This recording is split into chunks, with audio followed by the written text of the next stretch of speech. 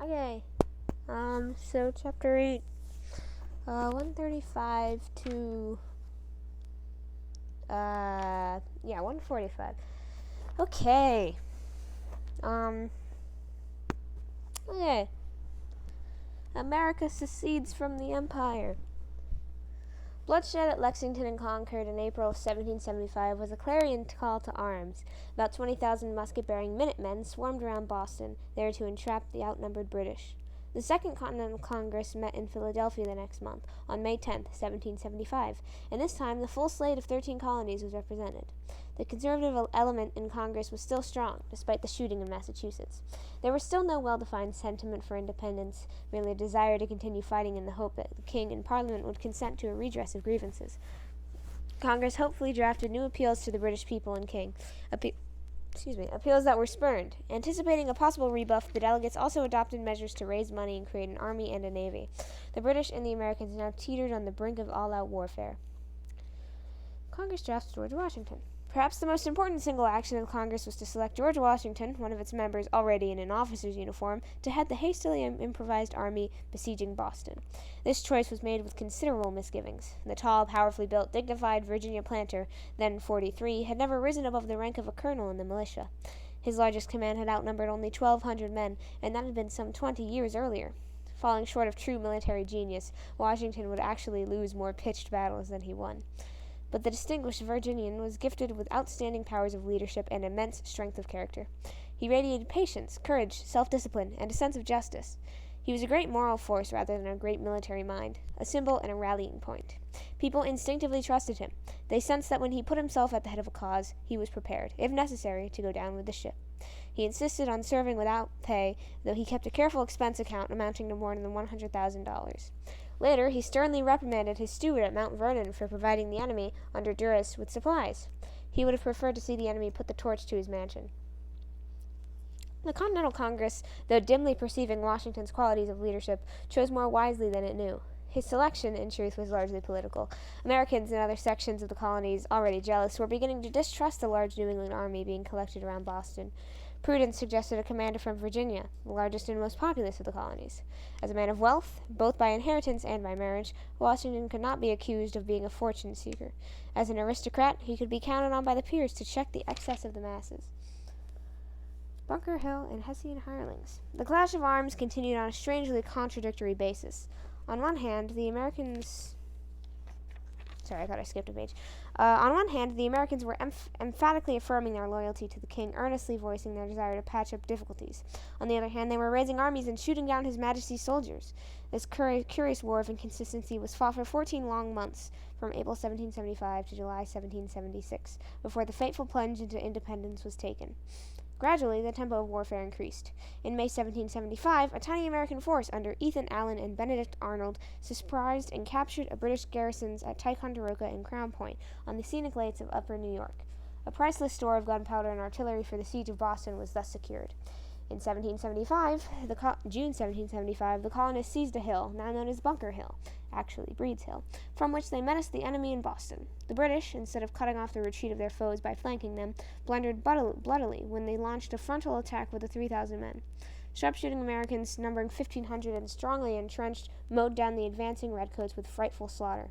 But the colonists' scanty store of gunpowder finally gave out, and they were forced to abandon the hill in disorder. With 2 more such victories, remarked the French foreign minister, the British would have no army left in America. Even at this late date in July 1775, the Continental Congress adopted the Olive Branch Petition, professing American loyalty to the Crown and begging the King to prevent further hostilities. But following Bunker Hill, King George III slammed the door on all hope of reconciliation. In August 1775, he formally proclaimed the colonies in rebellion. The skirmishes were now out-and-out treason, a hanging crime. The next month, he widened the chasm when he sealed arrangements for hiring thousands of German troops to help crush his rebellious subjects. 6 German princes involved in the transaction needed the money. One reputedly had 74 children. George III needed the men. Because most of these soldiers for hire came from the German Principality of Hesse, most Americans called these European mercenaries Hessians. News of the Hessian deal shocked the colonists. The quarrel, they felt, was within the family. Why bring in outside mercenaries, especially foreigners who had an exaggerated reputation for butchery? Hessian hirelings proved to be good soldiers in a mechanical sense, but many of them were more interested in booty than in duty. For good reason, they were dubbed Hessian flies. Seduced by American promises of land, hundreds of them finally deserted and remained in America to become respected citizens. The abortive conquest of Canada. The unsheathed sword continued to take its toll. In October 1775, on the eve of a cruel winter, the British burned Falmouth, Portland, Maine. In that same autumn, the rebels daringly undertook the two-pronged invasion of Canada. American leaders believed erroneously that the conquered French were explosively restive under the British yoke. A successful assault on Canada would add a 14th colony, while depriving Britain of a valuable base for striking at the colonies in revolt. But this large-scale attack, involving some 2,000 American troops, contradicted the claim of colonists that they were merely fighting defensively for redress of grievances. Invasion northward was undisguised offensive warfare. This bold stroke for Canada narrowly missed success. One invading column under the Irish-born General Richard Montgomery, formerly of the British Army, pushed up the Lake Champlain, and captured Montreal. He was joined at Quebec by the bedraggled army of General Benedict Arnold, whose men had been reduced to eating dogs and shoe leather during their grueling march through the Maine woods. An assault on Quebec, launched on the last day of 1775, was beaten off. The able Montgomery was killed. The dashing Arnold was wounded in one leg. Scattered remnants under his command retreated up the St. Lawrence River, reversing the way Montgomery had come. French-Canadian leaders, who had been generously treated by the British in the Quebec Act of 1774, showed no real desire to welcome the plundering anti-Catholic invaders. Bitter fighting persisted in the colonies, though most Americans continued to disclaim a desire for independence. In January 1776, the British set fire to the Virginia town of Norfolk. In March, the British were finally forced to evacuate Boston, taking with them the leading friends of the king. Evacuation Day is still celebrated annually in Boston. In the South, the rebellious colonists won 2 victories in 1776, one in February against some 1,500 Loyalists at Moore's Creek Bridge in North Carolina, and the other in June against an invading British fleet at Charleston Harbor. Thomas Paine preaches common sense. Why did Americans continue to deny any intention of independence? Loyalty to the empire was deeply ingrained. Many Americans continued to consider themselves part of a transatlantic community in which the mother country of Britain played a leading role. Colonial unity was growing, but far from robust, and open rebellion was dangerous, especially against a formidable Britain. Irish rebels of that day were customarily hanged, drawn, and quartered. American rebels might have fared no better. As late as January 1776, 5 months before independence was declared, the king's health was being toasted by the officers of Washington's mess near Boston. God Save the King had not yet been replaced by God Save the Congress.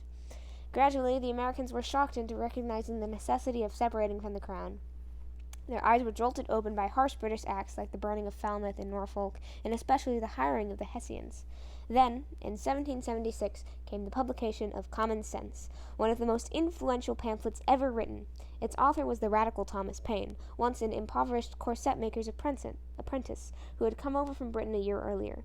He began his incendiary tract with a treatise on the nature of government and eloquently anticipated Thomas Jefferson's declaration that the only lawful states were those that derive their just powers from the consent of the governed. As for the king, whom the Americans professed to revere, he was nothing but the royal brute of Great Britain. Common Sense became a whirlwind bestseller. Within a few months, the astonishing total of 120,000 copies were sold. Paine flatly branded the shilly-shallying of the colonists as contrary to common sense. Nowhere in the physical universe did the smaller heavenly body control the larger one. So why would the tiny island of Britain control the vast continent of America? Paine's pen went a long way toward convincing the American colonists that their true cause was independence rather than reconciliation with Britain, not least because without independence they could not hope for foreign assistance. Paine could thus be said to have drafted the foundational document not only of American independence, but of American foreign policy as well. Paine and the idea of republicanism. Paine's passionate protest was as compelling as it was eloquent and radical, even devoutly radical. It called not simply for independence, but for the creation of a new kind of political society, a republic, where power flowed from the people themselves, not from a corrupt and despotic monarch. In language laced with biblical imagery familiar to common folk, he argued that all government officials, governors, senators, and judges, not just representatives in a House of Commons, should derive their authority from popular consent. Paine was hardly the first person to champion a republican form of government. Political philosophers had advanced the idea since the days of classical Greece and Rome. Revived in the Renaissance and in 17th century England, republican ideals had uneasily served within the British mixed government, with its delicate balance of king, nobility, and commons. Republicanism particularly appealed to the British politicians critical of excessive power in the hands of the king and his advisors. Their writings found a responsive audience among the American colonists, who interpreted the vengeful royal acts of the previous decade as a part of a monarchical conspiracy to strip them of their liberties as British subjects. Paine's radical prescription for the colonies there's so much alliteration. Paine's radical prescription for the colonies to reject monarchy and empire and embrace an independent republic fell on receptive ears. The colonists' experience with government had prepared them well for Paine's summons to create a republic. Many settlers, particularly New Englanders, had practiced a kind of republicanism in their democratic town meetings and annual elections, while the popularly elected committees of correspondence during 1774 and 1775 had demonstrated the feasibility of republican government. The absence of a hereditary aristocracy and the relative equality of condition enjoyed by landowning farmers meshed well with the republican repudiation of a fixed hierarchy of power. Most Americans considered citizen virtue fundamental to any successful republican government. Because political power no longer rested with the central, all-powerful authority of the king, individuals in a republic needed to sacrifice their personal self-interest to the public good. The collective good of the people mattered more than the private rights and interests of individuals. Paine inspired his contemporaries to view America as fertile ground for the cultivation of such civic virtue. Yet not all patriots agreed with Paine's ultra-democratic approach to republicanism. Some favored a republic ruled by a natural aristocracy of talent. Republicanism for them meant an end to hereditary aristocracy, but not an end to all social hierarchy. These more conservative Republicans feared that the fervor for liberty would overwhelm the stability of the social order. They watched with trepidation as the lower orders of society, poorer farmers, tenants, and laboring classes in towns and cities, seemed to embrace the kind of runaway republicanism that amounted to radical leveling. The contest to define the nature of American republicanism would noisily continue for at least the next 100 years. Jefferson's explanation of independence. Members of the Philadelphia Congress, instructed by their respective colonies, gradually edged towards a clean break. On June 7, 1776, fiery Richard Henry Lee of Virginia moved that these united colonies are, and of right ought to be, free and independent states. After considerable debate, the motion was adopted nearly a month later, on July 2, 1776. The passing of Lee's resolution was the formal declaration of independence by the American colonies, and technically this was all that was needed to cut the British tie. John Adams wrote confidently that ever thereafter July 2nd would be celebrated annually with fireworks, but something more was required. An epical rupture of this kind called for some formal explanation. An inspirational appeal was also needed to enlist other British colonies in the Americas, to invite assistance from foreign nations, and to rally resistance at home. Shortly after Lee made his memorable notion on June 7th, Congress appointed a committee to prepare a more formal statement of separation. The task of drafting it fell to Thomas Jefferson, a tall, freckled, sandy-haired Virginia lawyer of 33. Despite his youth, he was already recognized as a brilliant writer, and he measured up splendidly to the awesome assignment. After some debate and amendment, the Declaration of Independence was formally approved by the Congress on July 4, 1776. It might better have been called the Explanation of Independence, or, as one contemporary described it, Mr. Jefferson's advertisement of Mr. Lee's resolution. Jefferson's pronouncement, couched in a lofty style, was magnificent. He gave his appeal universally by invoking the natural rights of humankind, not just British rights. He argued persuasively that because the king had flouted these rights, the colonists were justified in cutting their connection. He then set forth a long list of presumably tyrannous misdeeds of George III. The overdrawn bill of indictment included imposing taxes without consent, dispensing with trial by jury, abolishing valued laws, establishing a military dictatorship, maintaining standing armies in peacetime, cutting off trade, burning towns, hiring mercenaries, and inciting hostility among the Indians. Jefferson's withering blast was admittedly one-sided. He acted, in effect, as a prosecuting attorney, and he took certain liberties with historical truth. He was not writing history. He was making it through what has been called the world's greatest editorial. He owned many slaves, and his affirmation that all men are created equal was to haunt him and his fellow citizens for generations. The formal Declaration of Independence cleared the air as a thunder shower does on muggy day. As Paine had predicted, and as events were to prove, foreign assistance could now be solicited with greater hope of success. Those patriots who defied the king were now rebels, not loving subjects shooting their way into reconciliation. They must all hang together, Franklin is said to have grimly remarked, or they would all hang separately. Or, in the eloquent language of the Great Declaration, we mutually pledge to each other our lives, our fortunes, and our sacred honor. Jefferson's defiant Declaration of Independence had a universal impact, unmatched by any other American document. This shout heard round the world has been a source of inspiration to countless revolutionary movements against arbitrary authority. Lafayette hung a copy on the wall of his home, leaving beside it room for a future French Declaration of the Rights of Man, a declaration that was officially born 13 years later. Patriots and Loyalists. The War of Independence, strictly speaking, was a war within a war. Colonials loyal to the king, Loyalists, fought the American rebels, Patriots, while the rebels also fought the British Redcoats. Loyalists were derisively called Tories, after the dominant political factions in Britain, whereas Patriots were called Whigs, after the opposition factions in Britain. A popular definition of a Tory among the Patriots betrayed bitterness. A Tory is a thing whose head is in England and its body is in America, and its neck ought to be stretched. Like many revolutions, the American Revolution was a minority movement. Many colonists were apathetic or neutral, including the Birds of Virginia, who sat on the fence. The opposing forces contended The opposing forces contended not only against each other, but also for the allegiance and support of the civilian population. In this struggle for the hearts and minds of the people, the British proved fatally inept, and the Patriot militias played a crucial role. The British military proved able to control only those areas where it could maintain a massive military presence. Elsewhere, as soon as the Redcoats had marched on, the rebel militiamen appeared and took up the task of political education, sometimes by coercive means. Often lacking bayonets, but always loaded with political zeal, the ragtag militia units served as remarkably effective agents of revolutionary ideas. They convinced many colonists, even those indifferent to independence, that the British Army was an unreliable friend, and that they had better throw in their lot with the Patriot cause. They also mercilessly harassed small British detachments and occupation forces. One British officer ruefully observed that the Americans would be less dangerous if they had a regular army.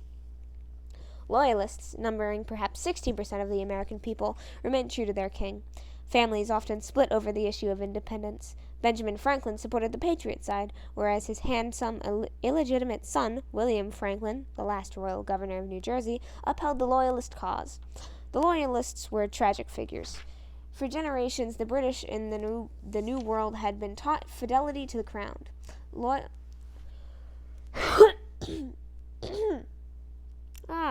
Loyalty was ordinarily regarded as a major virtue. Loyalty to one's family, one's friends, one's country.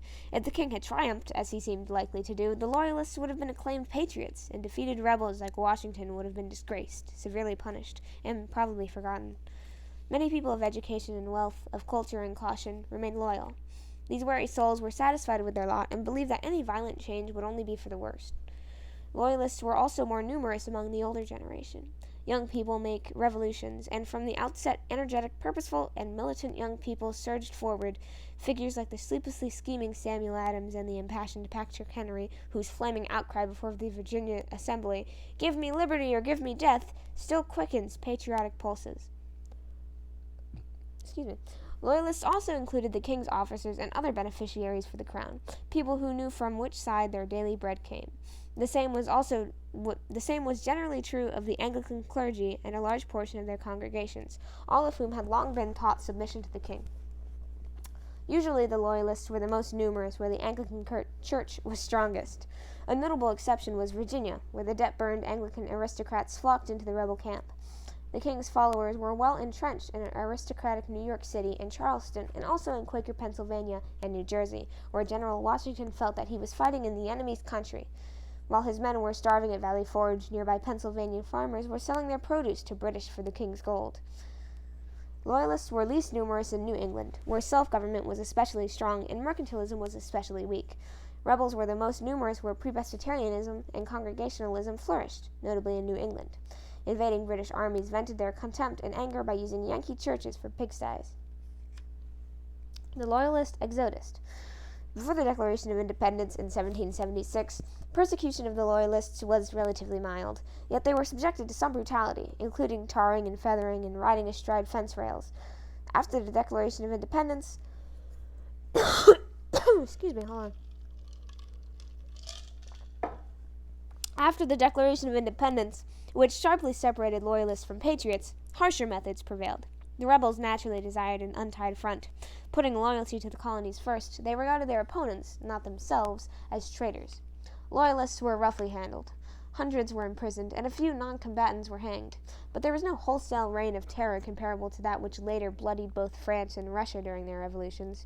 For one thing, the colonists reflected Anglo-Saxon regard for order. For another, the leading Loyalists were prudent enough to flee to the British lines. About 80,000 loyal supporters of George III were driven out or fled, but several 100,000 or so of the mild Loyalists were permitted to stay. The estates of many of the fugitives were confiscated and sold, a relatively painless way to help finance the war. Confiscation often worked great hardship, as for example, when 2 aristocratic women were forced to live in their former chicken house for leaning Toryward. Some 50,000 Loyalist volunteers at one time or another bore arms for the British. They also helped the king's cause by serving as spies, by inciting the Indians, and by keeping patriot soldiers at home to protect their families. Ardent Loyalists had their hearts in their cause, and a major blunder of the haughty British was not to make full use of them in the fighting. Okay, so there's General Washington at Bay, which is split weird. So I'm going to read that full thing. I'm going to read the full General Washington at Bay, and then I'm going to read the Makers of America on the next page. Okay, General Washington at Bay. With Boston evacuated in March 1776, the British concentrated on New York as a base of operations. Here was a splendid seaport, centrally located, where the king could count on cooperation from the numerous Loyalists. An awe-inspiring British fleet appeared off New York in July 1776. It consisted of some 500 ships and 35,000 men, the largest armed force to be seen in America until the Civil War. General Washington, dangerously outnumbered, could muster only 18,000 ill-trained troops, with which to meet the crack army of the invader. Disaster befell the Americans in the summer and fall of 1776. Out-generaled and outmaneuvered, they were routed at the Battle of Long Island, where panic seized the raw recruits. By the narrowest of margins, and thanks to favoring wind and fog, Washington escaped to Manhattan Island. Retreating northward, he crossed the Hudson River to New Jersey and finally reached the Delaware River with the British close at his heels. Tauntingly, enemy bugglers sounded the fox-hunting call, so familiar to Virginians of Washington's day. The Patriot cause was at low ebb when the rebel remnants fled across the river after collecting all available boats to forestall pursuit. The wonder is that Washington's adversary, General William Howe, did not speedily crush the demoralized American forces, but he was no military genius, and he well remembered the horrible slaughter at Bunker Hill, where he had commanded. The country was rough, supplies were slow in coming, and as a professional soldier, Howe did not relish the rigors of winter campaigning. He evidently found more agreeable the bedtime company of his mistress, the wife of one of his subordinates, a scandal with which American satirists had a good deal of ribald fun. Washington, who was now almost counted out, stealthily recrossed the ice-clogged Delaware River. At Trenton, on December 26, 1776, he surprised and captured 1,000 Hessians who were sleeping off the effects of their Christmas celebration. A week later, leaving his campfires burning as a ruse, he slipped away and inflicted a sharp defeat on a smaller British detachment at Princeton. This brilliant New Jersey campaign, crowned by these 2 life-saving victories, revealed Old Fox Washington at his military best. Okay, go back a page. Makers of America, the Loyalists. In late 1776, Catherine Van Cortlandt wrote to her husband, a New Jersey merchant fighting in a Loyalist brigade, about the patriot troops who had quartered themselves in her house. They were the most disorderly of species, she complained, and their officers were from the dregs of the people. Like the Van Cortlandts, many Loyalists thought of themselves as the better sort of people. They viewed their adversaries as lawless mobs and brutes. Conservative, wealthy, and well-educated, Loyalists of this breed thought a break with Britain would invite anarchy. Loyalism made sense to them, too, for practical reasons. Viewing colonial militias as no match for His Majesty's army, Loyalist pamphleteer Daniel Leonard warned his patriot enemies in 1775 that nothing short of a miracle could gain you one battle. But loyalism was hardly confined to a well-to-do. It also appealed to many people of modest means who identified strongly with Britain or who had a reason to fear a Patriot victory. Thousands of British veterans of the 7 Years' War, for example, had settled in the colonies after 1763. Many of them took up farming on 200-acre land grants in New York. They were loath to turn their backs on the crown. So, too, were recent immigrants from non-English regions of the British Isles, especially from Scotland and Ireland, who had settled in Georgia or the back country of North and South Carolina. Many of these newcomers, resenting the plantation elite who ran these colonies, filled the ranks of Tory brigades such as the Volunteers of Ireland and the North Carolina Highlanders, organized by the British Army to galvanize loyalist support. Other ethnic minorities found their own reasons to support the British. Some members of Dutch, German, and French religious sects believed that religious tolerance would be greater under British than under Americans, whose prejudices they've already encountered. Though Native American groups had varied responses to the war, many fought on the side of the British, expecting that their treaties with the Empire would protect their land claims. Thousands of African Americans also joined Loyalist ranks in the hope that service to the British might offer an escape from bondage. British officials encouraged that belief. Throughout the war and in every colony, some African Americans fled to British lines, where they served as soldiers, servants, laborers, and spies. Many of them joined black regiments that specialized in making small sorties against Patriot militias. In Monmouth, New Jersey, the black loyalist Colonel Ty and his band of raiders became legendary for capturing Patriots and their supplies. As the war drew to an end in 1783, the fate of black loyalists varied enormously. Many thousands who came to loyalism as fugitive slaves managed to find a way to freedom, most notably the large group who won British passage from the port of New York to Nova Scotia. Other American loyalists suffered a betrayal. British General Lord Charles Cornwallis abandoned more than 4,000 former slaves in Virginia, and many black loyalists who boarded ships from British-controlled ports expecting to embark for freedom instead found themselves sold back into slavery in the West Indies. White loyalists faced no threat of enslavement, but they did suffer travails beyond mere disgrace: arrest, exile, confiscation of property, and loss of legal rights. Faced with such retribution, some 80,000 loyalists fled abroad, mostly to Britain and the maritime provinces of Canada, where they became known as the United Empire Loyalists. Some settled contentedly as exiles, but many, especially those who went to Britain, where they had difficulty becoming accepted, lived diminished and lonely lives, cut off, as loyalist Thomas Danforth put it, from every hope of importance in life, and in a station much inferior to that of a menial servant. But most loyalists remained in America, where they faced the special burdens of re-establishing themselves in a society that viewed them as traitors. Some succeeded remarkably despite the odds, such as Hugh Gain, a printer in New York City who eventually reopened a business and even won contracts from the new government. Ironically, this former loyalist soldier published the new National Army regulations authored by the revolutionary hero Baron von Steuben. Like many former loyalists, Gain reintegrated himself into public life by siding with the Federalist call for a strong central government and powerful executive. When New York ratified the Constitution in 1788, Gain rode the float at the head of the city's celebration parade. He had, like many other former loyalists, become an American. Okay, that is all. Yahoo!